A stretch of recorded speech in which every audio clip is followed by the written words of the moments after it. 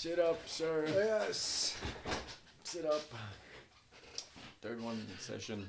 So then the one we're talking about now is the mysterious industry that's worth a surprising amount of money. Yeah.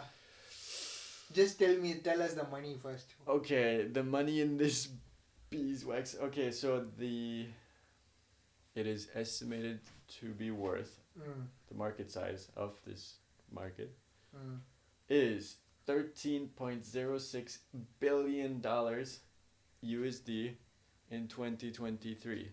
And what is it? It is board games. Yeah. It's board games, which is surprising actually, because I mean we do have board games. I mean, you probably also had some board games. A lot though. Yeah. A lot of Monopoly, checkers, everything. I played Ludo. Yeah, Ludo and checkers. Yeah. Does chess count? Yeah. A lot of people are gonna be offended about that one, especially considering your audience is Indian. Yeah, obviously, yeah. They're gonna murder you. The highest rank guys, both of them are from my state. Yeah, I mean, the statistics are really clear. Okay, first of all, India already likes chess, but also the South Indian state, especially Tamil Nadu. So, population of India 1.4, population of the world 8.2. You're a good chunk. If you put 8 people in a room, 1.5 of them will be Indian. Yeah. Versus every other human. Every 1 in 8 people is Indian, or 1 in 4, I forgot. Yeah. 1 in 8 because we have 8 billion people and you're 1.5 of them. Yeah, 1 in 8, yeah. So 1 in 8 of every human alive is an Indian person. Yeah. Whoa. And that's just the ones that India has registered. Yeah. That's the thing. And the population of my city is the population of your country.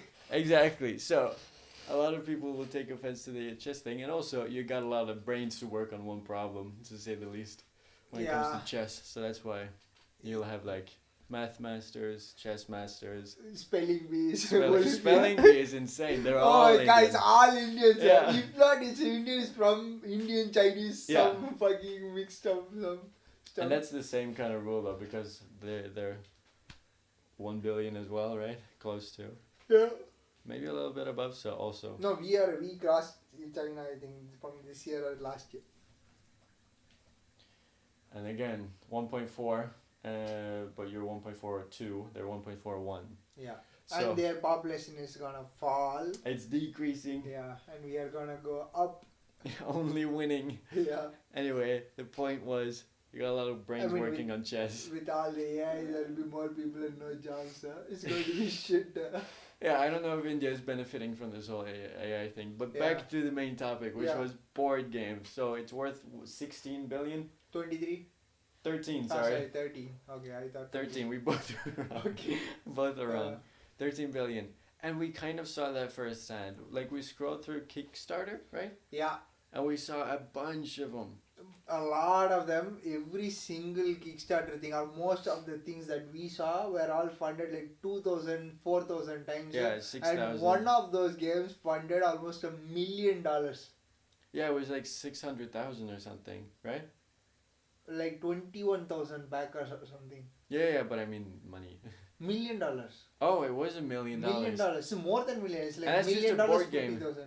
For a board game. They asked for like nothing, and then they got $1 million out of it. Yeah. And that's like their only product. They wanted 50,000.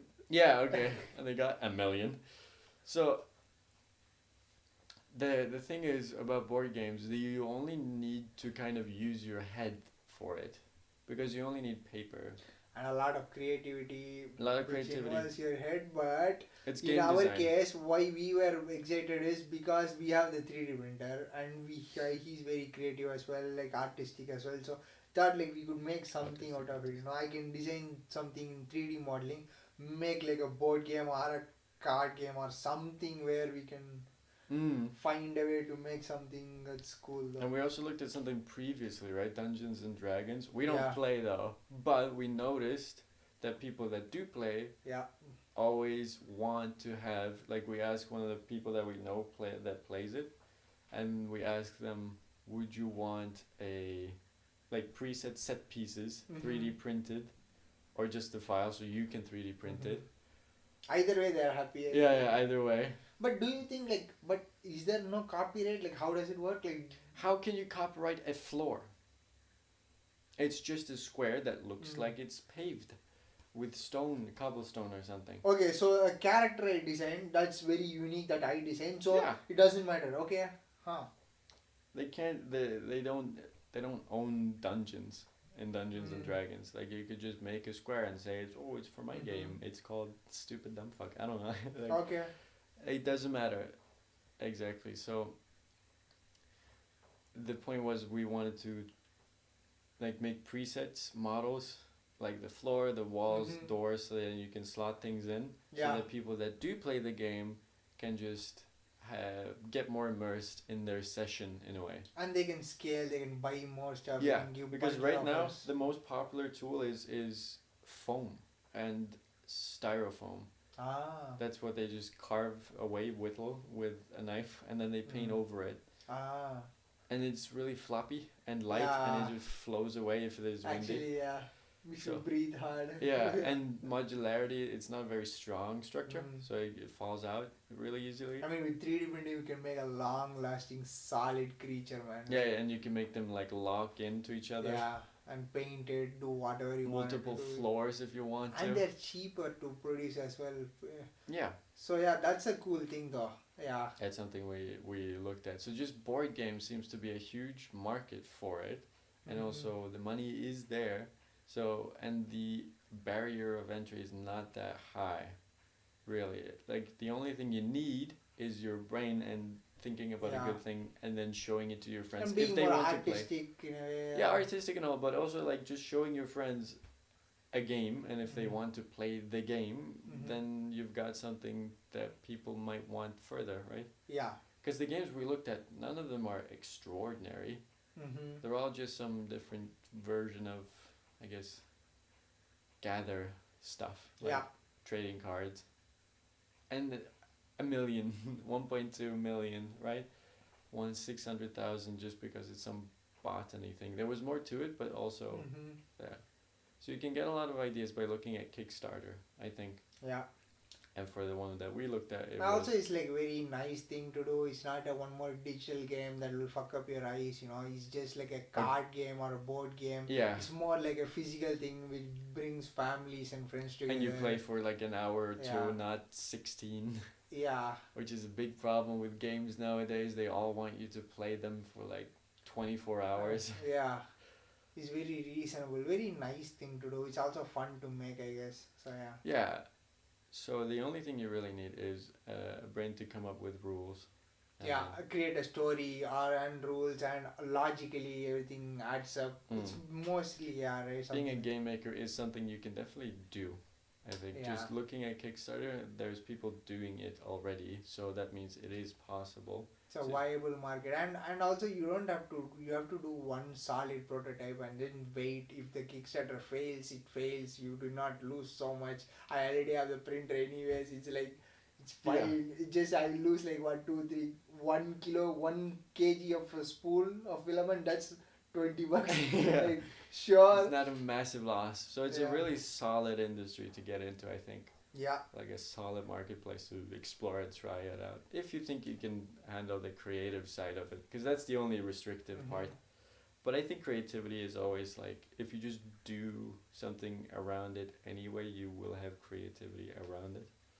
But and also it will develop as well as you start doing, I believe. Yeah, if you start thinking about it. You start drawing, you suck initially, but slowly you'll get good at it, right? Like it's something that can be harnessed and it will be better, it will come to you.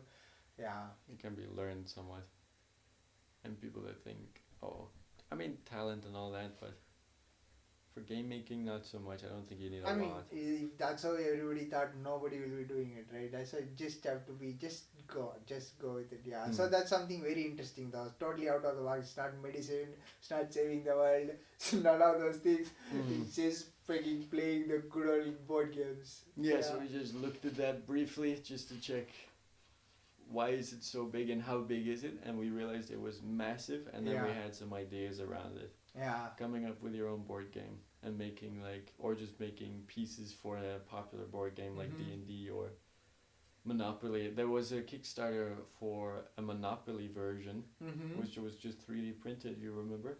Yeah. And it was huge backing. How much was it? I don't remember though. It was a massive thing. Not the biggest, but also pretty, like, compared to just making 3D models for Monopoly would get you. You wouldn't think it would get you more than $150, but at least £30,000 or something. I mean, we can create our own version of Monopoly so that we don't get sued, I guess. So that it's like a completely different stuff. There is also Monopoly India also, you know, like the Indian cities will be there. I have played that also though. I'm not surprised. It's just They have a monopoly for everything. Yeah, just change the name of the city basically. That's all. Yeah, but it's really easy to customize. There's like Disney ones. Yeah. Oh, really? Okay. Yeah, Disney one with a big old castle in the middle. Ah, okay. Made out of paper, so when you fold it up, it's there. I mean, Monopoly is fun. I just wish I could win more. I mean, I used to slay, man. I used to fucking kick ass in that game. It's too much luck based. I like to. Yeah, I get lucky in the weirdest things. Life stuff I won't get lucky. Serious things. These dumb games I get so good at it. Yeah, it breaks away or breaks apart families, I think. Yeah. If you let it play. So that's the industry we looked at today. Awesome. Was there anything else about it though? We looked at like the flooring set pieces for existing games, making your own game is also viable, and then card game seems to be the most popular. Yeah, and also it's easy to manufacture somewhat, you know, giving it to some Chinese wholesale manufacturer like. Yeah, and it's just cardboard. Yeah. It's just paper and cardboard. And or plastic, right? Plastic cards, I would guess. But a lot, like laminated. Yeah, laminated. Like playing cards, you know, the plastic ones that last longer. The paper ones I wouldn't recommend. Yeah, It's not going to last long. But still, it's a fairly viable thing to get into. That's all we wanted to say. Do you have anything else? Nope. Okay. I think that's good enough. Yeah, but if you guys are interested in checking out the prosthetics industry and some other billion-dollar industries and so many other startup tips that we learned through our journey, please check out our other videos and see you guys next time. See ya.